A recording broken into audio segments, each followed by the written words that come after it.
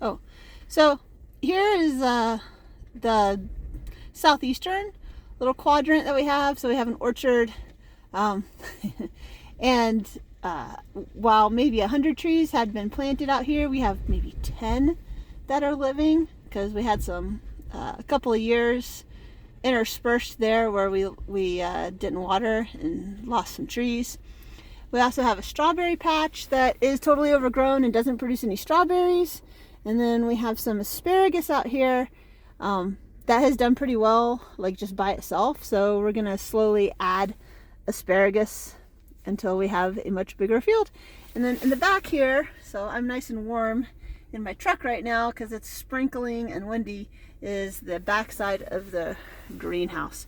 But we'll go ahead and drive up there. I want to show you what happened to the trees over the winter. So last year was the first year that we kind of started farming again after basically a 2-year break. And we just wanted to make sure that we watered these trees every week with about 10 gallons of water, and we did. So we're hoping that the handful of apple trees that were alive last year might produce a little something this year for us.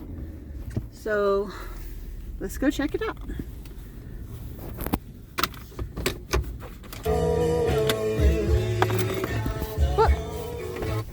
Okay. Oh, let me make sure I have my keys because that would not be fun.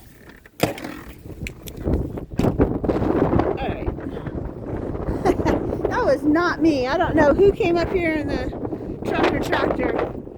It must have been our neighbors. So there's one of the trees that was toppled over. I'm pretty sure it's still alive, but you can see the wind is strong and it will continuously be. If I were to put it up right now, it probably just struggle some more. But see, we got something that was gnawing on it, knocked it over and gnawed on it. Same over here. Oh crap, that looks worse than it was 3 days ago. So I was out here just a few days ago and it was not that bad. Again, totally knocked over.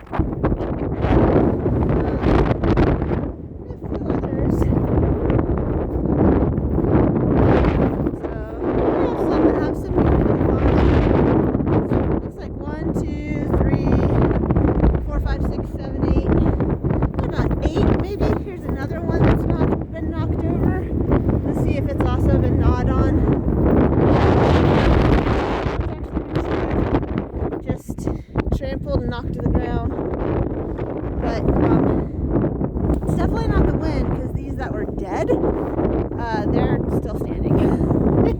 And the ones that were alive with stronger root systems are on the ground, some eaten. So yeah, so anyway, that's the orchard. I think we have 2 pear trees, 2 peach trees, and like maybe 6 to 8 apple trees. We'll see when they come back to life later on in the spring. And then we planted some crab apples over there. And then, yeah, it's a different view of the farm.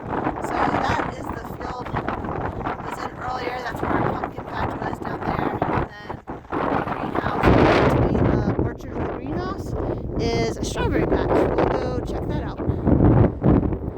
Alright, so right here I have a spot that I tilled last fall, and I gathered asparagus seeds and I just buried them as they were in those little red seeds. So I didn't realize that you could open the seed and then within each seed there's like 4 more seeds. So we'll see. We've never had any luck growing asparagus seed from seed, so I just tried just burying it in the fall, like probably would happen in nature. And then I have some areas that are marked, just saying, hey, there's a few asparagus plants that were growing here last year. And that's one of the main goals this year, is to kind of refurbish. I don't know if that guy's asparagus or not. We have a weed out here that looks surprisingly just like asparagus, but that might be one. I don't see anything with new growth that looks like asparagus just yet, but it's still early. I mean, like, it got down to 27 degrees yesterday, so see how big some of our ragweed got. Where these patches of grass are is basically where I saw some asparagus last year and didn't want to mow it over. Although it turns out mowing it over probably would have been just fine.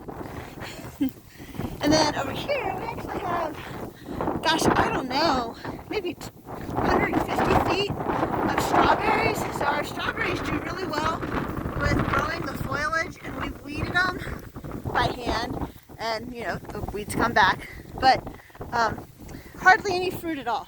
So I'm not sure what I'm going to do to refurbish this, but we have a lot of strong strawberry growth, and this will all come back pretty soon.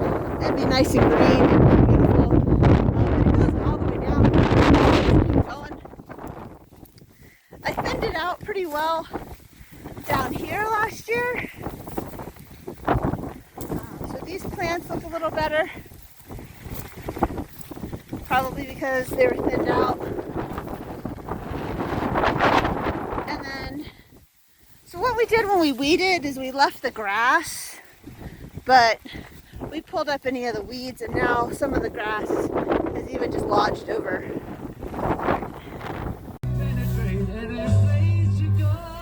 Gonna do a so-called viability test on these seeds. I shaved last year, but our I don't know, they have a little mildew on them, I guess. One's at the bottom there, really bad.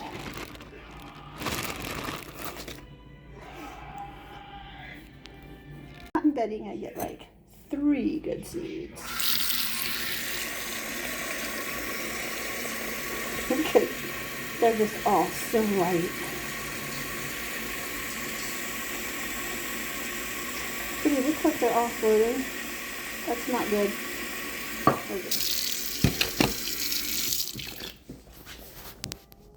Yeah, not one has fallen to the bottom yet. Oh my god. Seriously?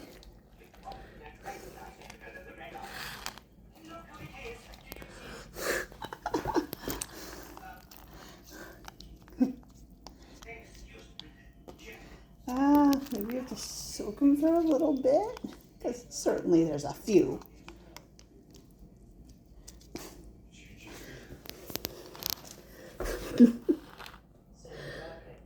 Oh my god. Alright, I'm gonna let them soak a bit. Hi, Willow. Yeah, some of them sunk. So, yeah, it's next morning.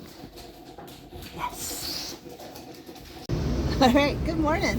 So it's Sunday, and I'm back out at it. I want to go check to see how the, yeah, I see a dog got the hat. We have a lot of dogs.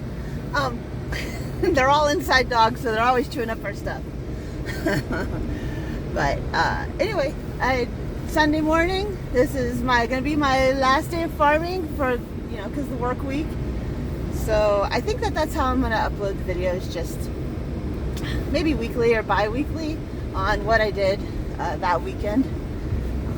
Anyway, we're gonna go check and see how the temperature and humidity are doing in the so-called seed chamber. Once again, it's just a walk-in cooler that's being, you know, using its thermal resistivity, I suppose, for holding heat. And let's see, today's weather, drizzly and windy. Not as windy as yesterday though. So we have a kind of a wind tell there on the greenhouse. Although I did see greenhouse plastic, which is funny, a couple of times. You know when you're looking for something but things are not organized at all. You don't find them right away, but then you find them when you're looking for something else. So when I was looking for toppers for my seed trays, I found the greenhouse plastic, which is great because that means that it might actually be in our budget to maybe just hire one person to help us put it up. And then also there's a rake on the ground over there. I was looking for a rake and I didn't find it. But then when I was looking for something else, I think markers to mark the bushes that I had planted, I found it. So definitely organization would make things go a lot smoother. All right, so let's see. Oh, first of all, we have this app because we bought this thermometer. I'll let you know what it's called in just a second. This is my husband's phone. Look at that. So it's 70 degrees and 97% humidity. That's fantastic. Last night the humidity was only 80%. I guess because so it was 85 degrees and 80% humidity. And I didn't even water it. So that's actually perfect. That's what I'm aiming for, 70 to 75 degrees. And if we go take a look, there won't be any light in here. But luckily, I have two phones. Except that I don't know how to turn Tim's. Oh, there we go. Come on. Swipe up to unlock. Okay. What? It's really not that difficult. Maybe a double tap? I see it there. I don't know what to do. Alright. So the idea was plant a little clover seed. It's mid-March. I was going to take just this metal rake and rake up some of the weeds. Now that I look at it, the weeds are a lot worse than I remember. But this is also the least weedy area of our acreage. So I'm going to spot rake some of the areas where it's already loose and then just drop some clover seed in those spots. Hopefully it'll bring some more pollinators. I might also work around some of the tree edges just as some exercise this morning. Yeah, those are our peach trees. Our peach trees were very sensitive to both water and late freeze. We didn't have any success with those guys. So we're going to move the peach trees, or we're going to get some new ones, and we'll plant them down there where the soil is kept a little wetter.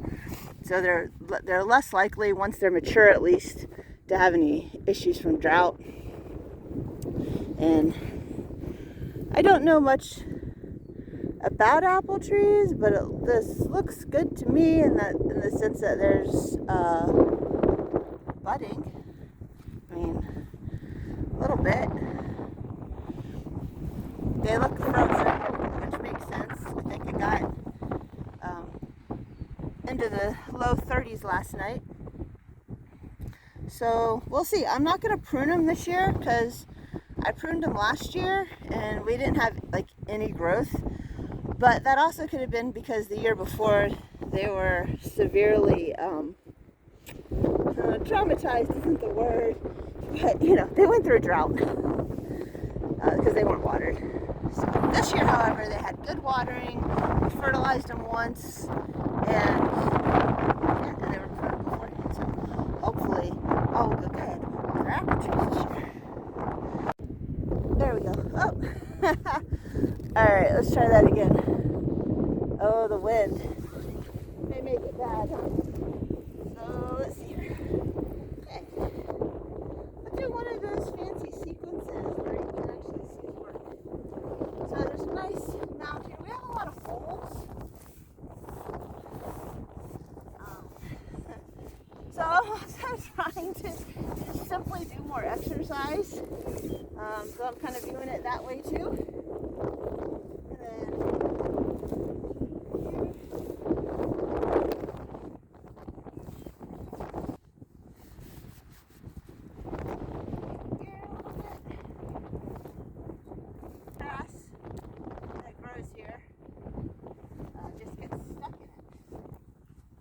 Alright, so one year we got, actually the year that we really tried to push forward, 2021, we got some compost from the Cheney.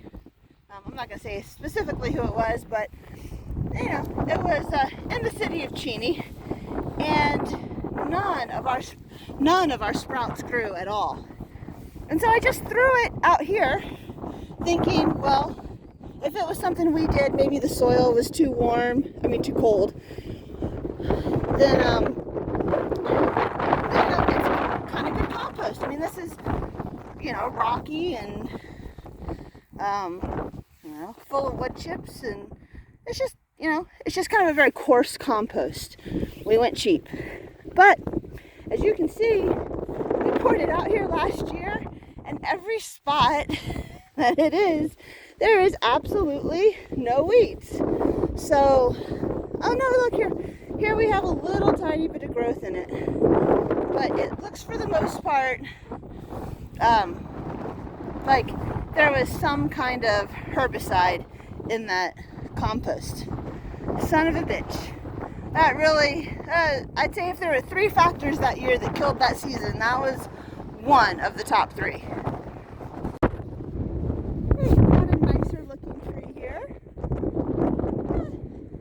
It's about 6 feet tall.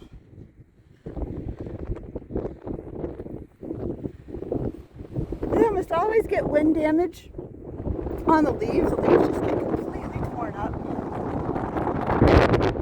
because of the wind over here. Oh, look at that. That's pretty.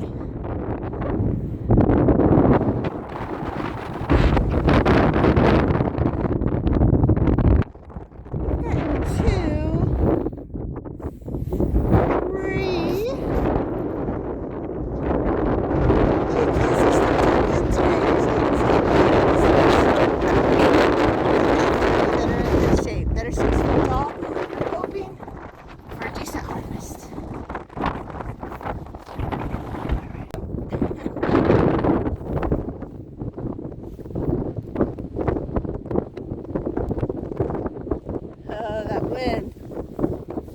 I'll put a glove back here to kind of secure it. There we go. Oh, it's chilly today. Alright, exercise.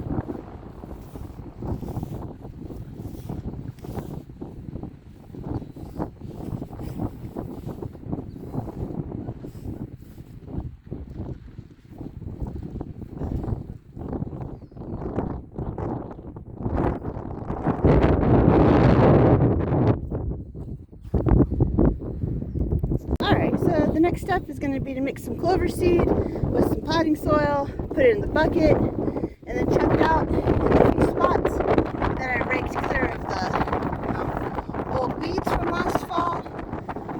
I'm thinking it was about 15 by 15, so it's at 225, and then 2 more that were half that size, so another 225. So it's like 550 square feet.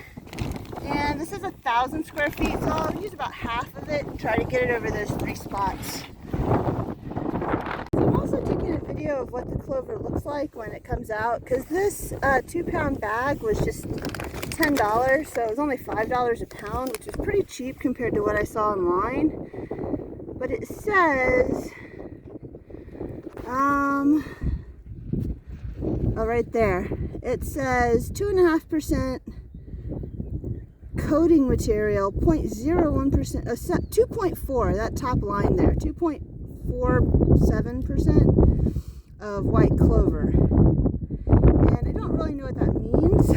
So when I look at it online and it's twice as much, I'm wondering if it's going to look the same as this, or if this has been, or if this has, I mean, this obviously has other stuff in it. Oh, it's going to blow away. Even if it's crap, I don't want it blown away. All right, well, 30 minutes later, and I'm winded, but we checked on the moisture and the heat in the, I'm gonna call it the seeding chamber for right now, even though it's a cooler.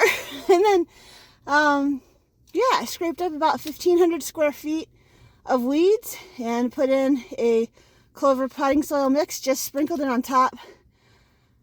Probably need to compact that in some way. I don't have a drum, like a barrel to roll over it. Although, I guess I could take the rake and go back over it. Just walking over it would take a lot of time. Oh, maybe a cardboard. I have some cardboard. Maybe I can put some cardboard down and then, I don't know, run over it with the truck. I don't know. All right. But 30 minutes of exercise and got some clover seed down.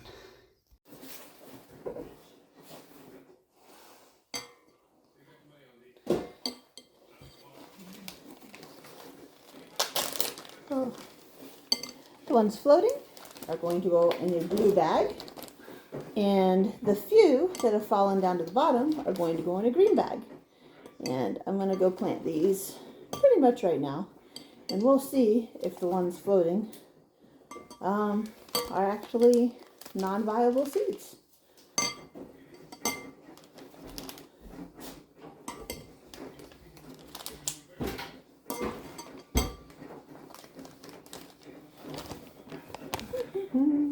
Go back.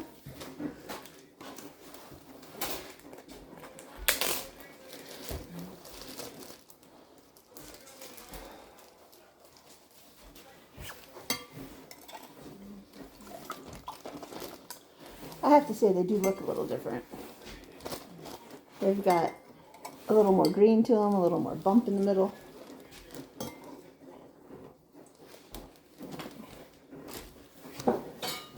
We'll have to just, no, pour this. It's just the thing.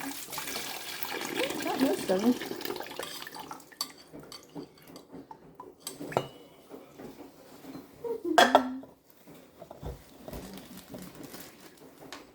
Tim, I got you making toast on camera. You turn around and say hello to the paper towels? No paper towels. No, over here. Hello. Not literally to the paper towels. Just that's where the camera is. Well, I know. What kind of paper towels? Oh my god. All Say right. hello to the paper towels. He's making his favorite breakfast, which is sliced apple, toast, and a little bit of cheddar cheese off the block. Alright. So now I have sinking seeds after about 18 hours and floating seeds. We'll do an experiment. Uh-oh. Uh-oh. I actually left it ajar. That's no good. Let's see what temperature we're looking at. Not bad, 67 degrees Fahrenheit, 97 humidity. All right, and then over here we have our potting mix that has been sitting since fall in a dry area, so it should be dead potting mix. And I'm gonna take it out, sift through it. It does look actually a lot better than the other stuff. Well, that's kind of clumpy, but all right. This is that potting mix. It sat in the workshop for a season. Probably the last thing I planted with it was in June or July. And then it dried out in the germination chamber. Looks pretty good though. I mean, there's definitely some bark and stuff. Maybe that was at the bottom of the bag. This was the last of the bag, but it is fine enough that it is blowing away. So I will be planting some pumpkin seeds and some snap peas. So I did just read, or rather, yeah, read. It was a Google search. That counts as reading. The pumpkins are actually the most sensitive to cold of anything that I'm planting, because obviously the peas, the broccoli are colder weather crops, but I'm also planting tomatoes, and so I thought the tomatoes and pumpkins were on the same, sensitivity level, but apparently that's not true. Tomatoes can take down to like 38 degrees, and pumpkins can only go down to like 50. So this is actually a little hydrophobic, so it must have some peat moss in there. So just wetted it all, and we're gonna stir it and let it sit. I'm gonna go get my snap peas, which I forgot in the house.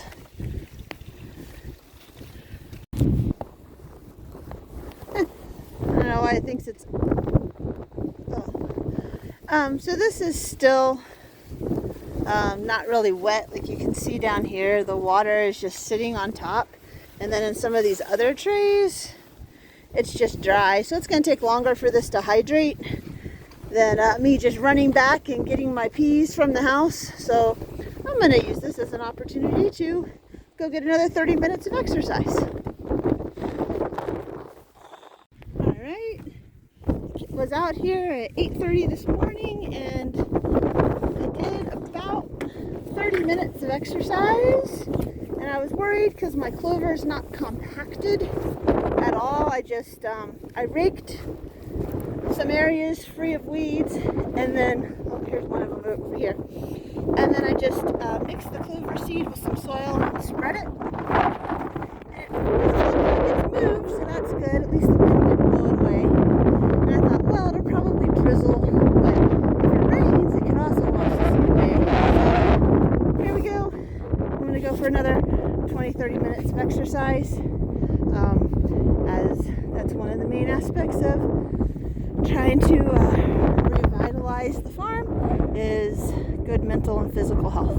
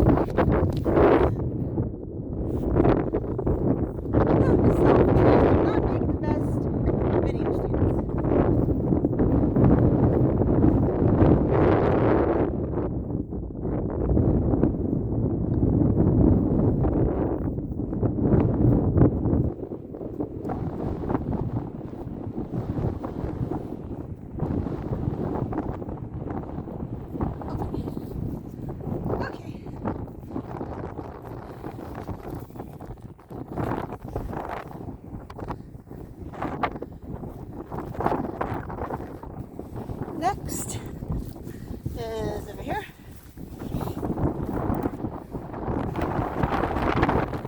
Oh! Down she goes!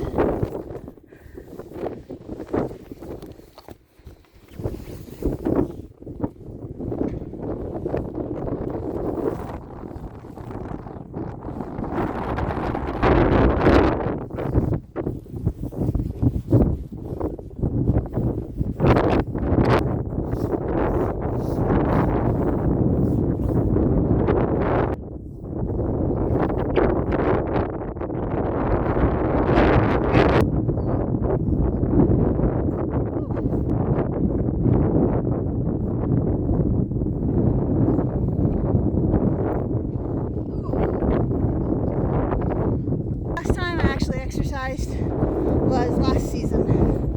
So probably like September, October maybe. Alright, so we've got the ones we planted yesterday, which are, it's like a memory test. I didn't think about that aspect of farming. So we got sugar snap peas here, and pumpkin jack-o'-lanterns here, polar bear pumpkins. I know that we have broccoli, the cinnamon girl, what's this one? Purple magic, oh, cherry tomatoes.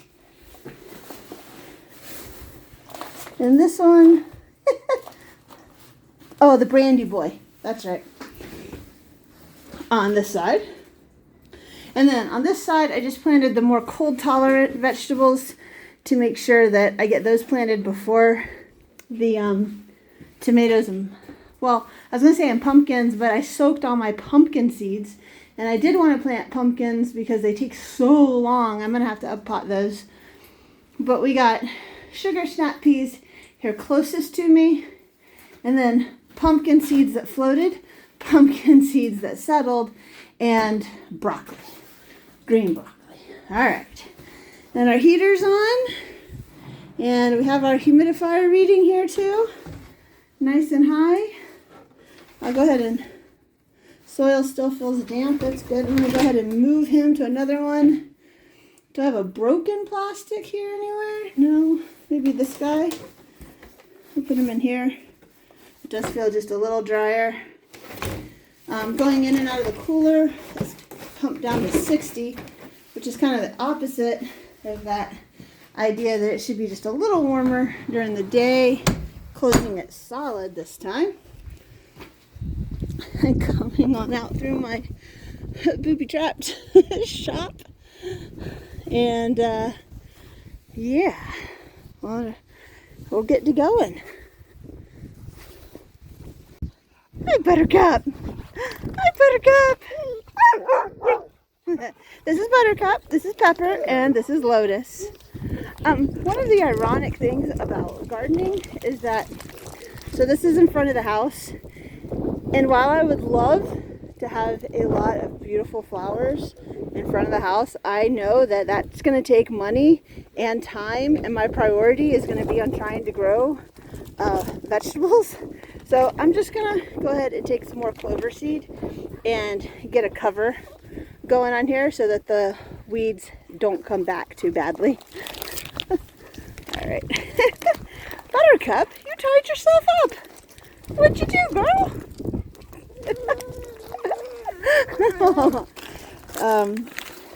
So on this farm, we don't have a perimeter fence. It's got 20 acres, and they're pretty good about staying on the land. But Buttercup, in particular, likes to run a very long way in a very short time. So generally, we take her out on a leash, and then the other two stay with us. So these farm dogs really, at certain times of the year, it seems, they, like when spring hits and they're excited because it's no longer cold, they have to be just kept under vocal control. But a lot of the time they're out with us for hours. But not right now.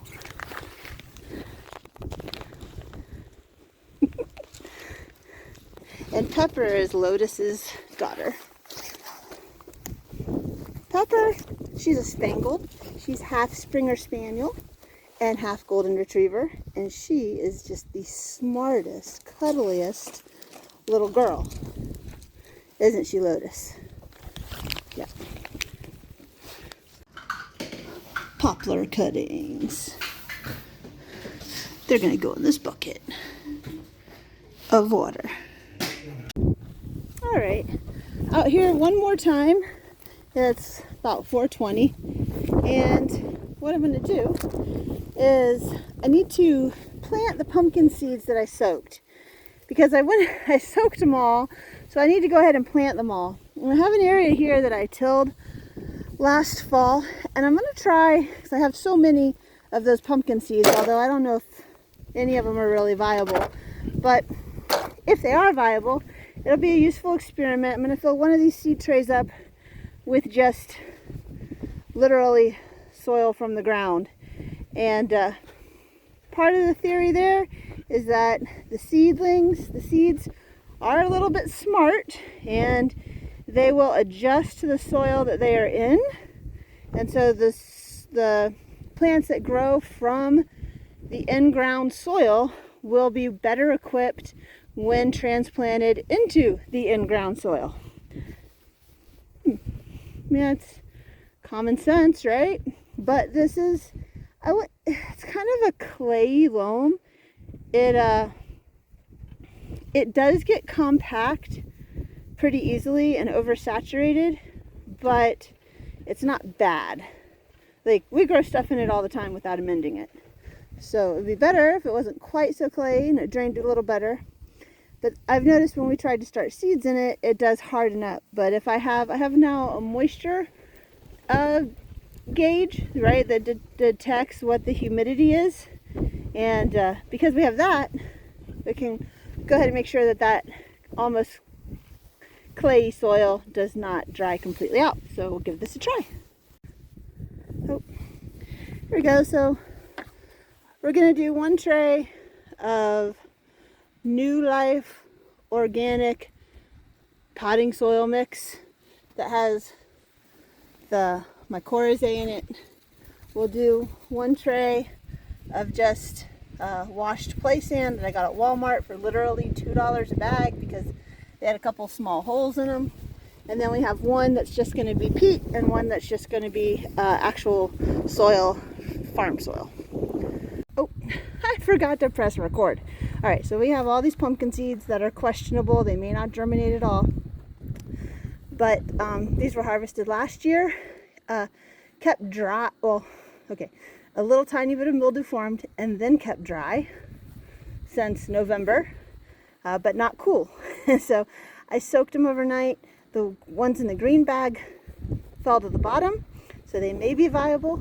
The ones in the blue bag floated on top. We're just going to plant them all half and half. In each of these trays, we got farm soil on the left, peat, straight up peat moss in the middle,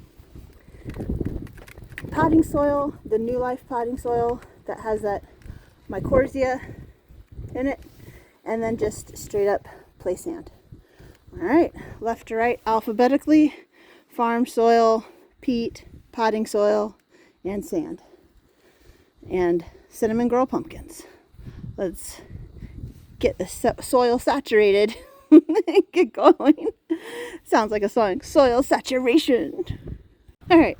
So these are so cool. They're so different. So this is the farm soil, and it is muddy. I mean, this is just super saturated, wonderful mud pie, kids getting dirty kind of thing.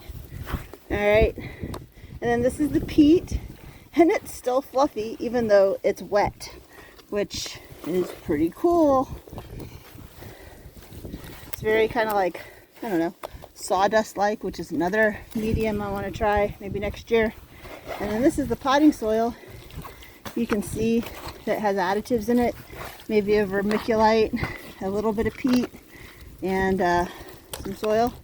And then the sand is, oh my gosh, this reminds me of my childhood. I grew up in Florida, and then whether or not we were growing some citrus or some tomatoes, or picking strawberries, or out on the beach. Yeah, very reminiscent of home. All very different. Okay. All right, here you go. Juice, juice, juice. They are really close. But I will thin if I have to, but I don't really think I'm going to have to. Although, a better strategy might have been to mix them up instead of putting all of what I thought was good seed here and all of what I thought was bad seed here. But we'll see. I'm just going to top them off with the same kind of soil that they are in. Oh,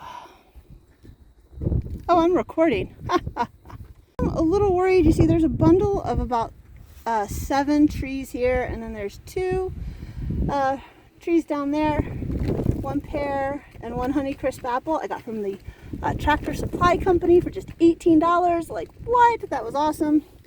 And then these guys I got from Ison's nursery. I hope that they'll be okay for another week, because with the end of the weekend, it's pretty much the end of my attention to the farm, but we may get out here and plant. But it was just so windy. I mean, it got down to 27 degrees on Saturday morning, and it was pretty similarly cold this morning, and you just saw how windy those videos were.